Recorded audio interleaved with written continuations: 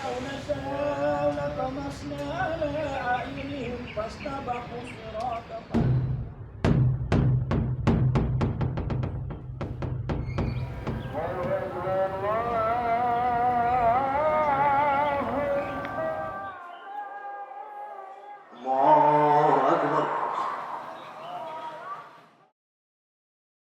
Baik, bismillahirrahmanirrahim. Nama saya Raden Muhammad Sahrul. Pekerjaan penyuluh agama Islam Kementerian Agama Jakarta Timur. Posisi di BKM Masjid Jamiah Salafiyah adalah sebagai sekretaris masjid.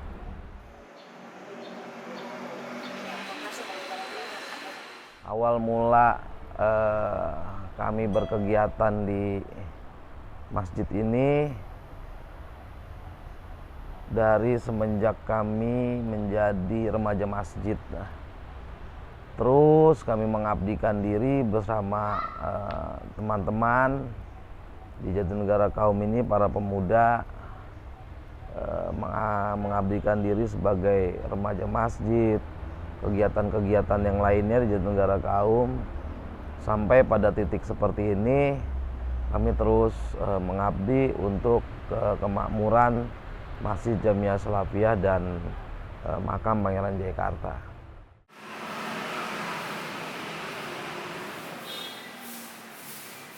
Pada 1620 Pangeran Jayakarta ini mendirikan sebuah tempat ibadah yang dikenal sekarang masjid.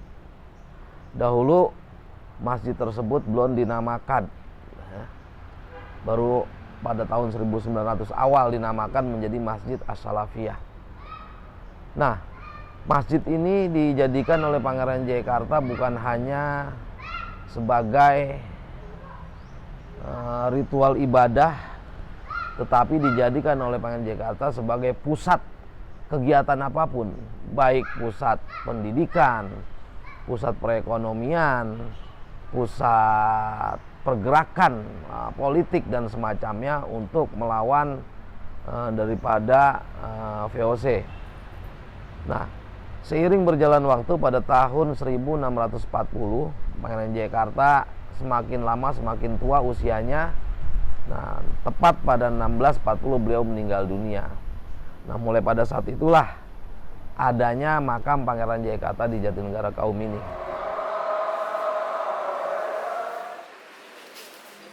Jadi sebelum beliau wafat pada tahun 1640,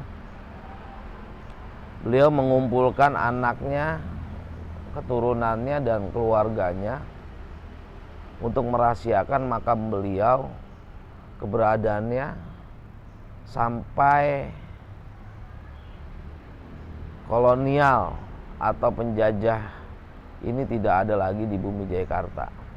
Nah, rahasia ini tersimpan rapi oleh para keturunan dan ahli waris. Nah, bagaimana tahu para ahli waris itu adalah makam Pangeran Jayakarta yang sesungguhnya? Nah, para ahli waris ini secara turun-temurun disumpah oleh kakeknya, oleh bapaknya. Mereka diberitahu ini makam Pangeran Jayakarta, tapi disumpah untuk tidak disebarluaskan sampai VOC itu sudah tidak ada lagi di Jayakarta. Baru sampai tahun 1950-an ketika Jayakarta ini atau Indonesia ini sudah aman dari penjajahan, maka mulai dipublikasikan oleh para sesepuh yang pada saat itu diinisiasi oleh para tokoh masyarakat, sesepuh dan ulama di Jatinegara Kaum. Pada saat itu tokohnya ialah Raden Kiai Haji Raden Ahmad Damis, Kiai Haji Raden Ahmad Dhani, Kiai Haji Raden Dadang Usman, kemudian juga oleh Raden Wedana Jayadiningrat, kemudian oleh ketua masjid pada saat itu Raden Haji Hanan, dan para sesepuh yang lainnya.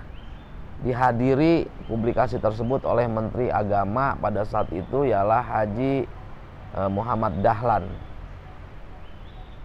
Baru setelah itu oleh Pak Gubernur Sumarno sebagai gubernur di DKI, kemudian juga oleh gubernur-gubernur yang lainnya. Makam Pangeran Jayakarta ini mulailah dipugar dan dipublikasikan.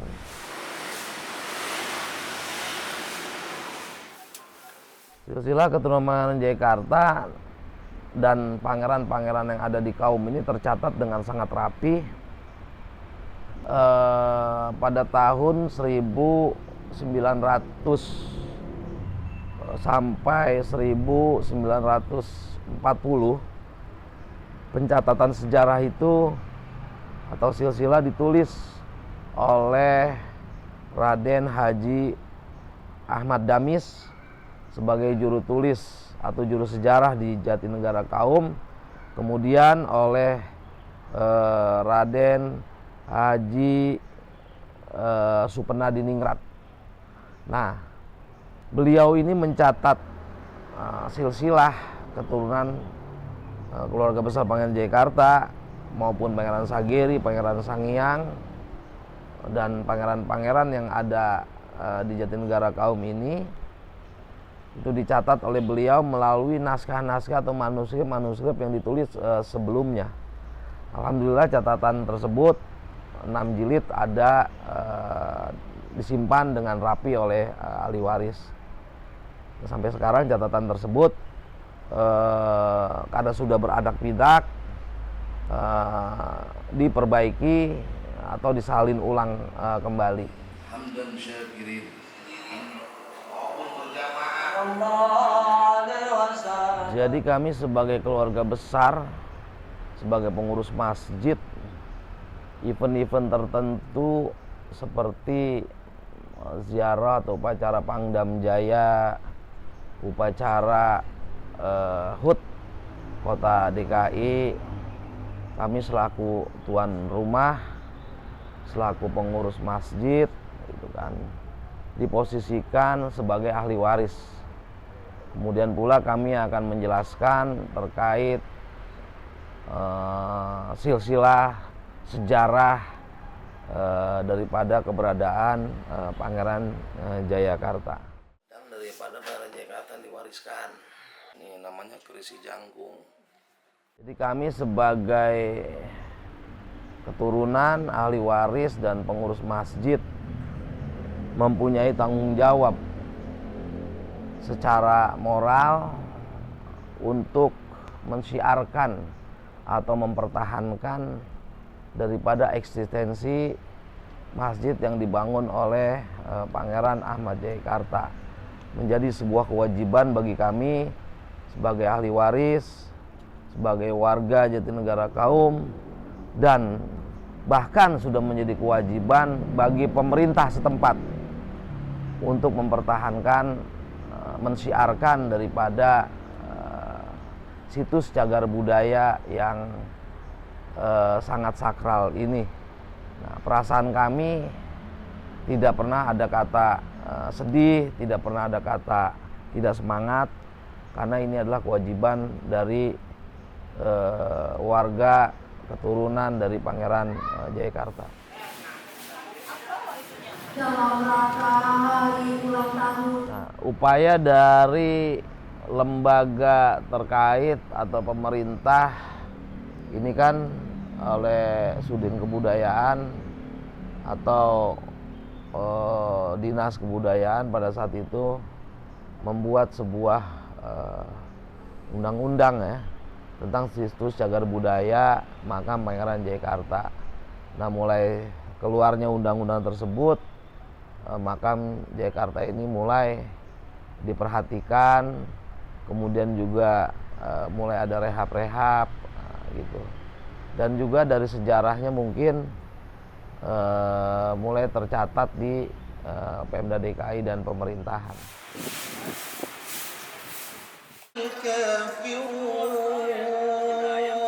Untuk eksistensi makam Pangeran Jayakarta, saya kira bukan hanya dari kalangan orang tua, tetapi anak muda juga banyak.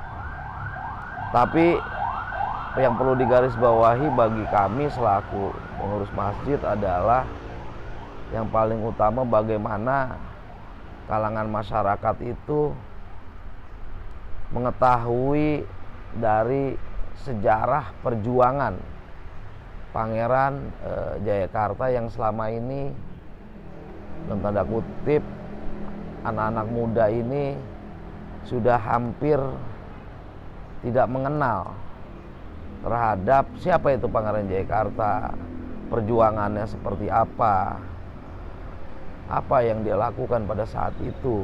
Nah, inilah yang bagi kami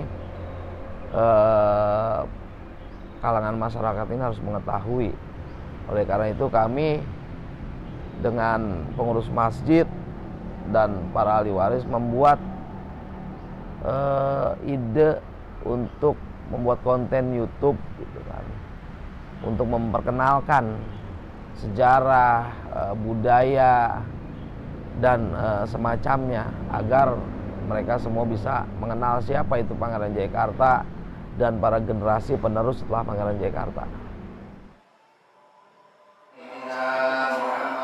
Itu tadi tantangan terbesarnya bagi kami adalah bagaimana caranya ini memperkenalkan kepada seluruh kalangan masyarakat, kalangan pejabat publik, siapapun harus mengenal siapa itu Pangeran Jayakarta.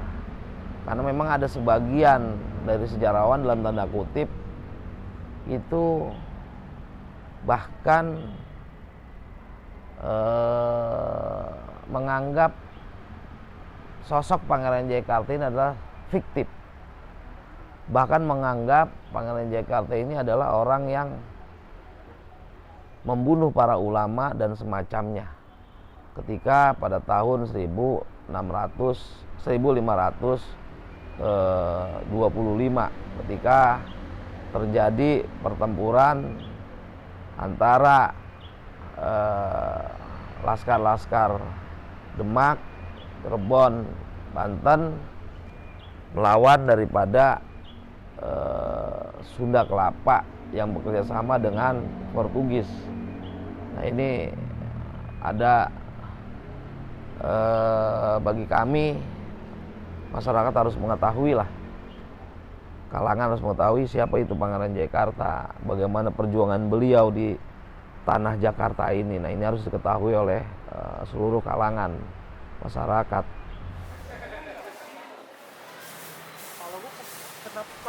Ya, kalau bagi kami sih nggak ada masalah gitu kan.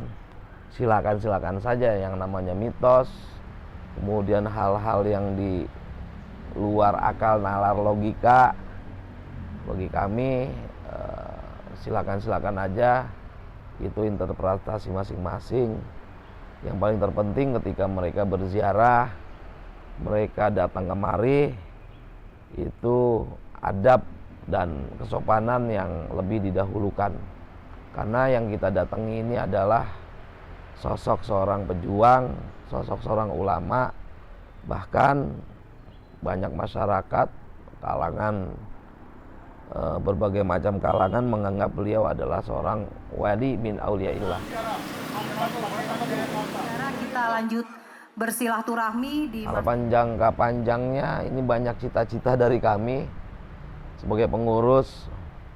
Yang pertama, pelebaran makam Pangeran Jayakarta yang dari tahun 2010 ini stagnan. Mudah-mudahan dengan adanya diskusi seperti ini di tahun 2025 pelebaran situs cagar budaya Pangeran Jayakarta ini segera terrealisasikan. Artinya hampir 15 tahun ini terhenti dari 2010. Kemudian juga kami pengurus masjid insya Allah 3 bulan ke depan akan membuat sebuah galeri museum tentang peninggalan daripada keluarga besar Pangeran Jayakarta dan generasi penerus setelahnya dari 1600-an sampai nanti 1900 awal. Semua benda-benda akan kita taruh di masjid ini sebagai sebuah galeri nanti di lantai 2. Mudah-mudahan ini terlaksana.